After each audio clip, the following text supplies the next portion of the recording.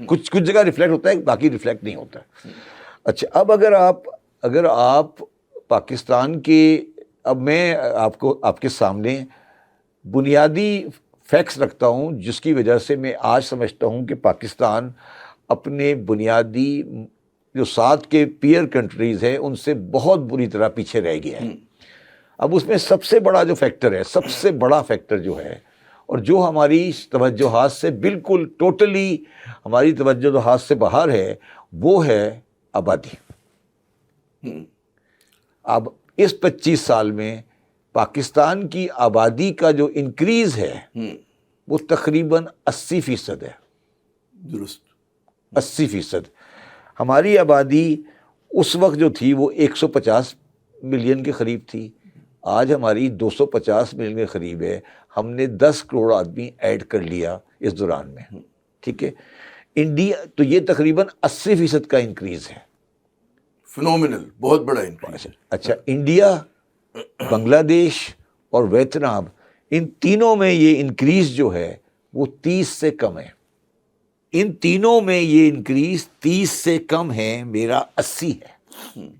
جب 71 میں نے پاکستان اور انڈیا کا، پاکستان اور بنگلہ دیش الگ الگ ہوا تھا، وہ ہم سے بڑے تھے آبادی میں، آج وہ ہم سے آبادی میں کم ہے. تو اگر آپ کے پاس کھانے والے زیادہ ہوں گے اور آپ کی آبادی زیادہ ہوگی اور گروتھ نہیں ہوگی تو آپ کے اندر گراوٹ تو آئے گی، غربت بڑھے گی. تو اگر آپ تمام پیمانوں کو الگ بھی کر دیں نا، جتنے پیمانے ہیں ان سارے پیمانوں کو آپ بند کر دیں، ختم کر دیں، تو پھر بھی ایک پیمانہ جو پاکستان کی تباہی یا پاکستان کی پریشانی میں بہت آگے چل رہا ہے، آبادی ہے. اچھا، اس آبادی کے سلسلے میں نہ ہمارے پاس کوئی پلان ہے، نہ ہماری قوم ساتھ ہے، نہ ہمارا یہ پرائرٹی آئٹم ہے.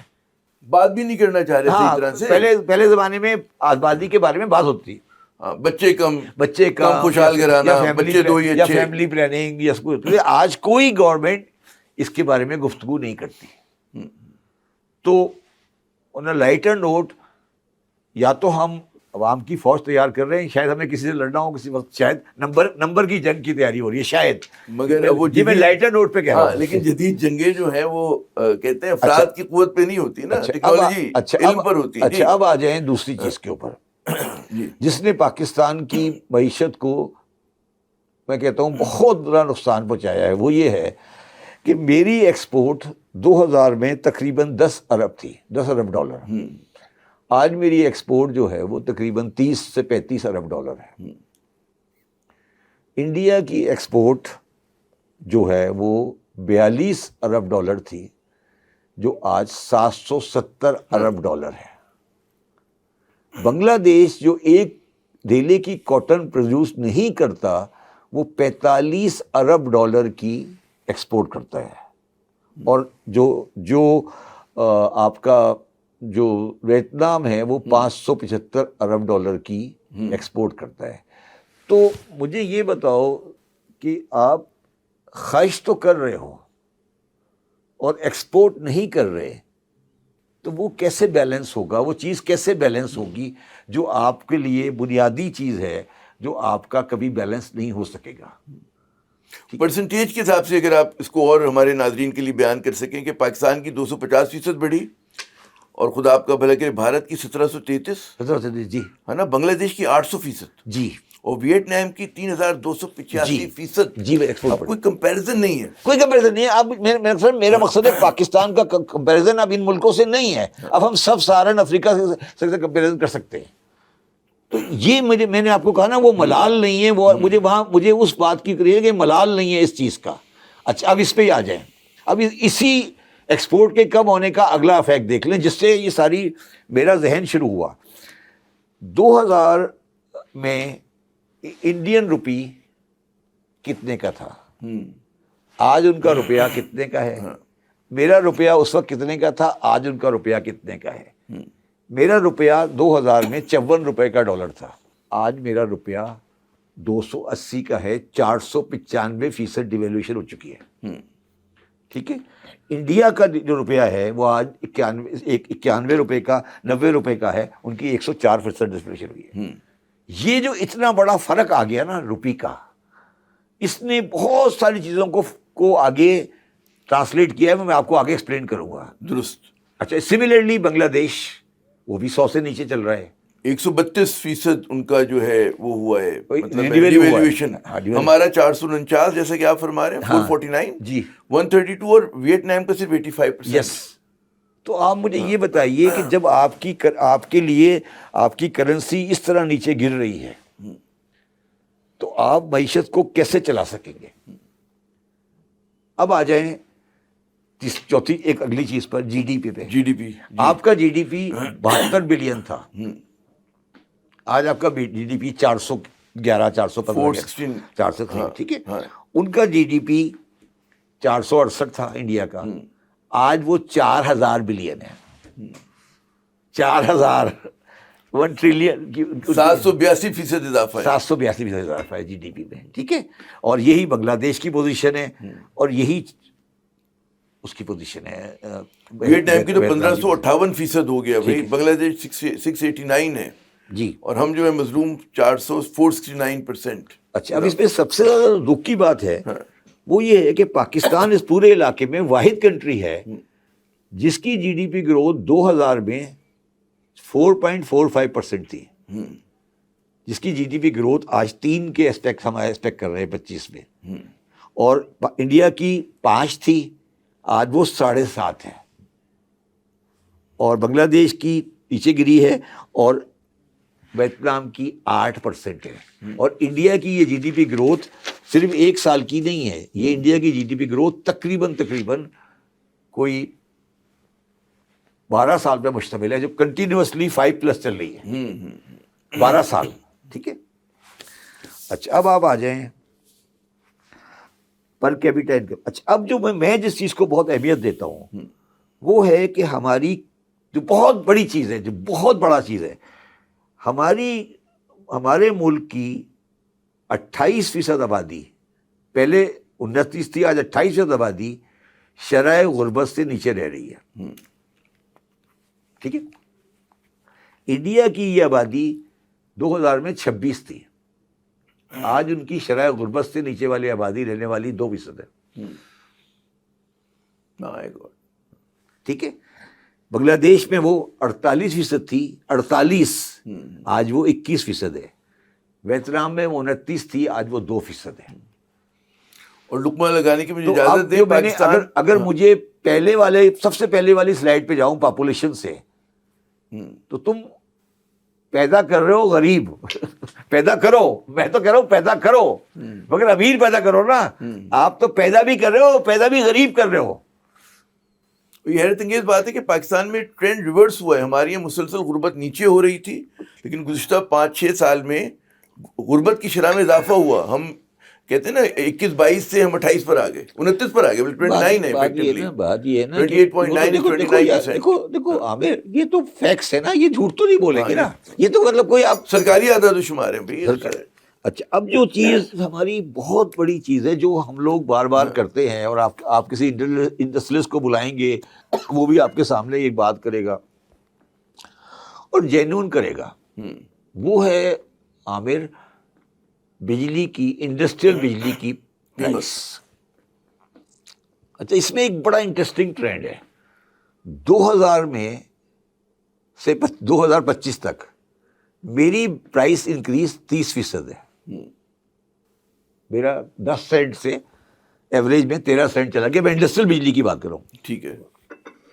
انڈیا کی پرائس انکریز بجلی میں 60% ہے.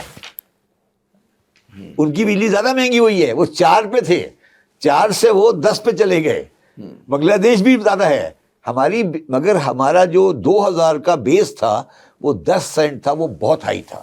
مطلب میرا مقصد ہے 2000 سے پہلے ہی ہم بجلی کے میٹر میں میس کر چکے تھے. بجلی جو ہے، جو الیکٹریسٹی یونٹ ہے، وہ ہمارا ایک بہت بڑا مسئلہ ہے جو ہمیں نہیں.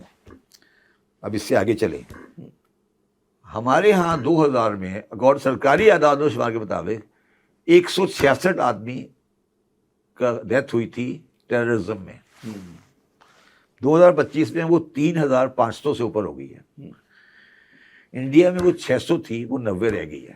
بنگلہ دیش میں ٹیکنیکلی شاید کوئی تھوڑا سا ہے. تو آپ کا یہ لا اینڈ آرڈر کو ریفلیکٹ کر رہا ہے. ٹھیک ہے. اچھا, اب جو سب سے خطرناک بات ہے وہ یہ ہے کہ میری جو فورن ڈائریکٹ انویسٹمنٹ تھی وہ 400 کے قریب تھی 2000 میں, بلین ڈالر, بلین بھی نہیں, ملین. $400 ملین. اب وہ $156 ملین رہ گئی ہے. ٹھیک ہے.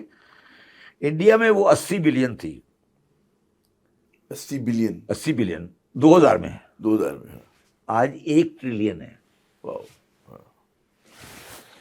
بنگلہ دیش میں بھی اسی طرح ہے اور ویتنام میں بھی اسی طرح ہے. تو اس کا مطلب ہوا کہ جو فورن ڈائریکٹ انویسٹمنٹ نام کی چیز ہوتی ہے, کوئی بندہ ہمارے ملک میں ڈالر نہیں ڈال رہا. ہاں, مطلب بھی کلیئر نا, سرمایہ کاری نہیں ہو رہی ہے. نہیں سرمایہ, کوئی دوسرا باہر والے نے کہا یار ان کے ساتھ ہم نے ڈیل نہیں کرنا. یہی ہے نا مطلب, سمپل سی بات ہے. یا سامان بھیج دو ان کو اور یہاں پیسے نہیں ڈال لیں.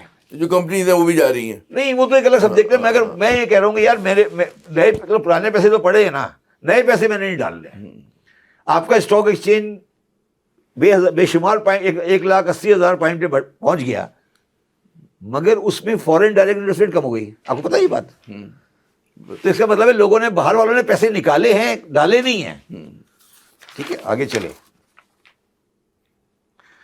اچھا, اب کیا ہوا کہ جو ہمارا کاروبار کرنے کا کمپنیز ہیں ان کا ریٹ ہمارا 43% تھا, وہ ہم نے آج 39% کر دیا. ٹھیک ہے, تھوڑا کم ہوا. آپ کو پتہ ہے باقی جو پیئر کنٹری ہے تینوں, بنگلہ دیش, انڈیا اور ویتنام, ان تینوں کا 22% ہے. تو اگر ایک فارنر ہے اس کو 22% انڈیا میں, ویتنام میں, بنگلہ دیش میں مل رہا ہے ٹیکس ریٹ, تو وہ پاکستان میں 39 پہ کیوں انویسٹ کرے گا؟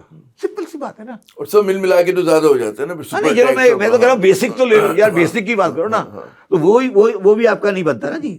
ٹھیک ہے. اچھا, آپ کے پاس 2000 میں 375 کلومیٹر کی موٹر ویز تھی.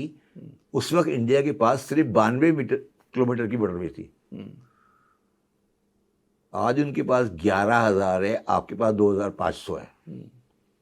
ٹھیک ہے, وہ اس لمبی کہانی ہے. اچھا, اب آتے ہیں کہ یہ ساری خرابی ہوئی کیوں.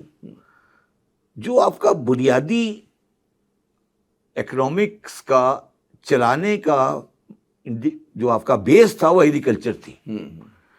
آپ کی پر ایکر ییلڈ انڈیا کے برابر تھی 2000 میں آلموسٹ ویٹ کی. اچھا, اب آج ہماری 3.1 میٹرک ٹن پر ہیکٹیئر ہے, ان کی 3.9 میٹرک ٹن پر ہیکٹیئر.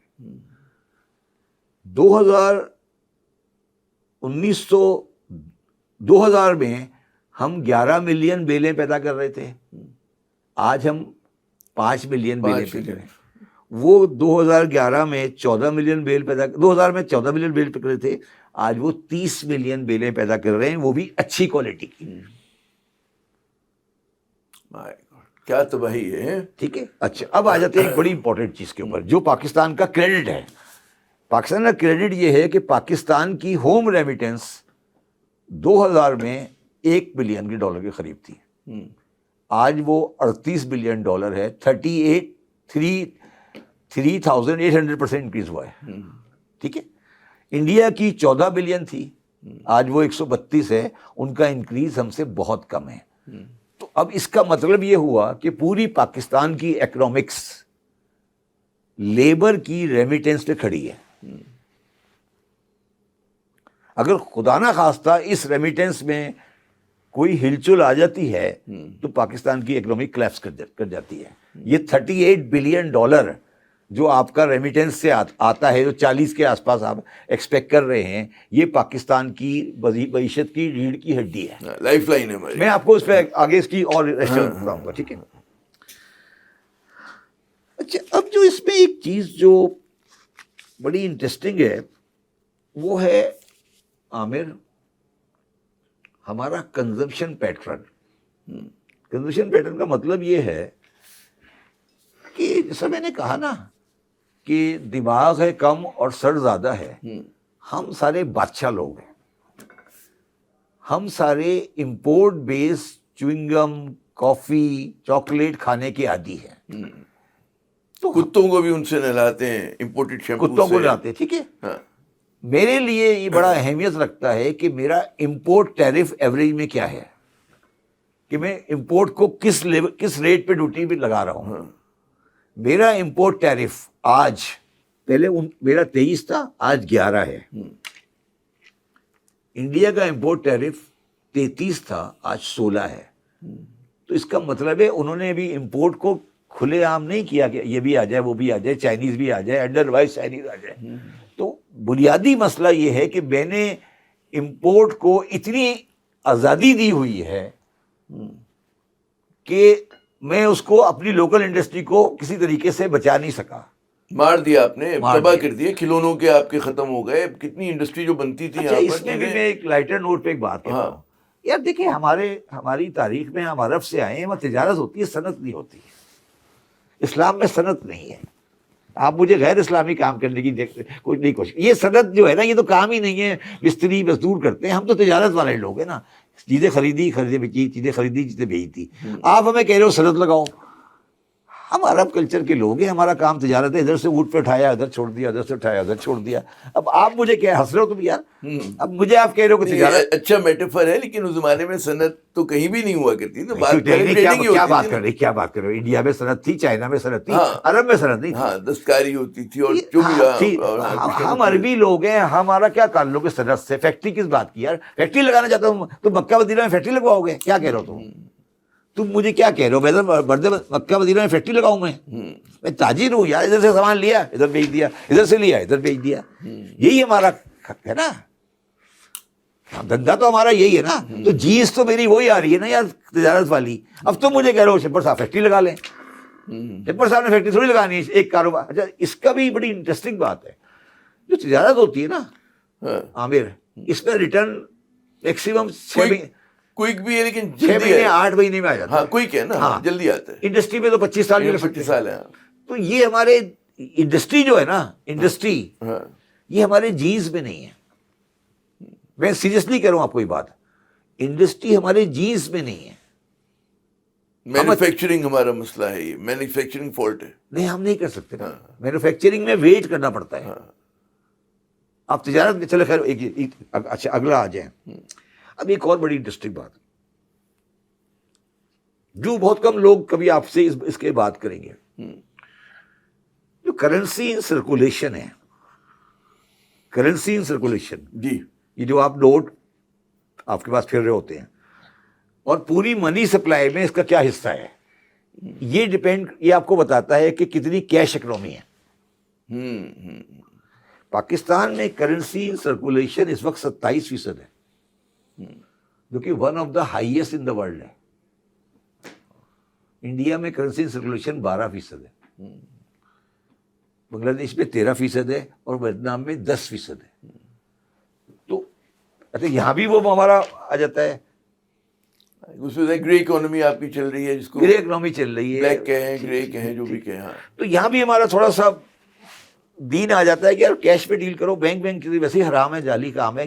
کیش آیا کیش گیا, کیش آیا کیش گیا. یہ کیا عامر صاحب نے کہا چیک سے کاٹو, ڈیجیٹل کرو, یہ کرو, یہ سب چیزیں ہمارے لیے. ہم تو کیش آیا, تھیلی ادھر رکھی, اشرفی کی تھیلی ادھر رکھی, یہی کام ہے نا. دھندا تو یہی ہے نا یار. تو اب ہم یار جب ہم مسلمان ہونے لگتے ہیں, آپ ہمیں اعتراض کرنے لگتے ہو کہ نہیں یار یہ اکنومی نہیں چل رہی. تو آپ کرنسی ان سرکولیشن کو بھی اسٹڈی کرو پاکستان کی, اور آپ یہ دیکھیں. اچھا آپ یہ بھی دیکھ لیں, کرنسی سرکولیشن ہائیسٹ ملے گی آپ کو پشاور میں, ہائیسٹ. یہ ایک بڑا فیکٹر ہے جو ہم لوگ ریئلائز نہیں کر رہے کہ اس کرنسی سرکولیشن کو کبھی کسی بندے نے سوچا نہیں. ایک زمانے میں بالکل بوری میں بھر کے چادر میں لپیٹ کے ڈالر آتے تھے, یوں پھینکا کرتے تھے. میں نے دیکھا ہے آج بھی جب میں چیئرمین ایف بی آر تھا تو مجھے بتایا گیا کہ کچھ علاقوں میں, مردان میں, ثوابی میں, آج بھی پیسے کی ڈیلنگ تل کے ہوتی ہے, گن کے نہیں ہوتی. اتنا کیش ڈیلنگ ہے کہ وہ تو گن نہیں سکتے. تو بوروں کا وزن ہوتا ہے کہ یار یہ اگر 100 روپے والی تھیلی ہے تو اس پہ اتنا نوٹ ہوں گے. تو یہ کرنسی سرکولیشن ہے. تو میں نے آپ کے سامنے یہ ساری چیزیں رکھی, ٹھیک ہے, اور میں نے یہ کہا کہ یہ 25 سال آپ کے سامنے جو ہیں ضائع ہو گئے بقولا. اچھا اب اس کے بعد میں ایک بات کہنا چاہتا ہوں جو بہت ہی عجیب و غریب ہے اور جو شاید مجھے لوگ شدید تنقید کا اس کا تنقید کریں گے کہ یار یہ آپ نے کیا بات کی. آپ سارے پاکستان میں سڑک پر جاؤ, ابھی کسی کی سڑک پہ جاؤ کہ پاکستان میں یہ مسئلہ کیوں ہے, معاشی مسئلہ کیوں ہے, تو وہ کہیں گے اسٹیبلشمنٹ اور فوج. میں آپ کے سامنے آج یہ بیان دے رہا ہوں, جتنے یہ انڈیکیٹر میں نے آپ کے سامنے رکھے ہیں ان میں ایک کا قصور بھی فوج نہیں ہے. ایک کا قصور آپ مجھے ثابت کر دیں کہ فوج ہے تو میں یہ سارے انڈیکیٹر واپس لے لوں گا. کیا بجلی کی پرائز کا قصور فوج ہے؟ IPPs کس نے لگوائیں؟ کیا ایکسپورٹ کم ہونے کی وجہ فوج ہے؟ کیا پاپولیشن گروتھ کی وجہ فوج ہے؟ تو میں آپ سے بالکل آج ایک سمپل سوال کرتا ہوں, اگر میں آج پاکستان کا کہ اسٹیبلشمنٹ کا چیف ہوں اور یہ کاغذ میرے سامنے رکھا جائے تو کیا میں یہ پوچھنے کا حقدار نہیں ہوں سیاست دانوں سے کہ سر یہ سامنے کہانی ہے, اس میں کیا میں نے کیا؟ آپ کیا جواب ہے اس کے بعد؟ آپ بھی جذباتی ہو کہ شام کو پارٹیوں میں یار ہمیں تباہ کر دیا, پنڈی نے تباہ کر دیا, ان سارے حقائق میں فوج کہاں ذمہ دار ہے مجھے بتائیے. میں بتاؤں گا کہاں ذمہ دار ہے, مگر آپ بتائیے. لوگ کاؤنٹر آرگیومنٹ کرتے ہیں. کیا بتائیے. ہمارا یہ سب چیزیں جڑی ہوئی ہماری سیاست سے. سیاست میں استحکام نہیں ہے ہمارے, اور ہمارے یہاں مطلب ہے کہ جو کہا جاتا ہے کہ جی جو نمائندہ حکومتیں وہ نہیں بن پاتی ہیں. مہنگے پلانٹ خریدنا, اور جب بھی سویلینس کو موقع ملا انہوں نے بیڑا کر کے دیا. سائیوال میں الیکٹرک کول پاور پلانٹ لگانا, امپورٹڈ کول پہ میں نے بڑی تنقید کی اس پہ. امپورٹڈ کول پہ پلانٹ لگانا شہباز شریف صاحب. ہاں, تو یہ پنڈی سے انسٹرکشن آئی تھی؟ نہیں بالکل نہیں تھی. IPPs لگانا, اس میں سیاسی استحکام کا کیا تعلق ہے؟ ہاں کہ جب ان کو موقع ملا ہمارے سیاستدانوں کو تو انہوں نے خودکش قسم کے فیصلے کیے اپنے فائدے کے لیے. میں آج آپ سے بنیادی سوال کر رہا ہوں نا. پاکستان کا ہر بندہ یہ کہتا ہے, مجھے شدید تنقید کا اس بات کے اوپر بنایا جائے گا کہ یہ فوج کے لیے بول رہے ہیں. میں پوچھ رہا ہوں یار یہ سارے کاغذ میں نے آپ کے سامنے ابھی 15 منٹ میں کہا, اس میں کون سا ایسا فیکٹر ہے جو اسٹیبلشمنٹ نے کروایا ہے؟ ایک بتا دیں کہ یار یہ شپر صاحب آپ نے یہ بولے تھے. یہ بڑا میرے خیال میں اہم نقطہ ہے اور دلچسپ نقطہ ہے. دلچسپ نقطہ کوئی ہے بتائیں. پاپولیشن گروتھ کے کنٹرول میں کوئی ہے؟ اچھا بہت سارے لوگ کہتے ہیں نہیں بلکہ سائنس میں ابھی آپ معیشت کو, میں ابھی آپ کو سیاست اور معیشت کا رشتہ الگ بتاؤں گا. میں پہلے آپ کی کلیریفیکیشن دینا چاہتا ہوں کہ اپنی ناکامیوں کو دوسرے کے سر رکھ کے نہیں ہو سکتے. ہم 25 سال کی ناکامیوں کو دوسروں کے سر رکھ کر ہم یہ کہیں کہ جی ہمیں موقع نہیں ملا.